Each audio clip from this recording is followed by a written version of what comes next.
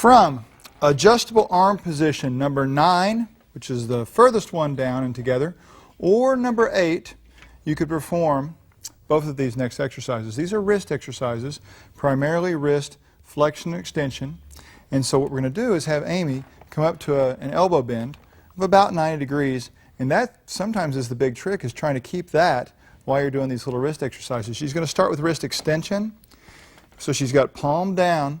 And she's simply bringing her knuckles up and kind of towards her bicep. Okay? And then the alternative to that is simply wrist flexion. So she could just turn this right over, palms up, and now she's taking her fingertips towards her bicep.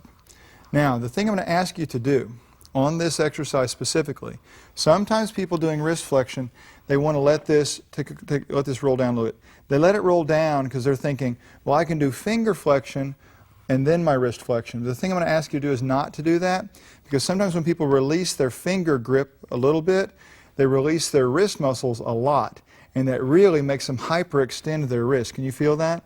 So when you keep your grip, you keep the tension in here, and you control the range of motion in your wrist with a lot greater degree of security and not going to the extreme of motion right there.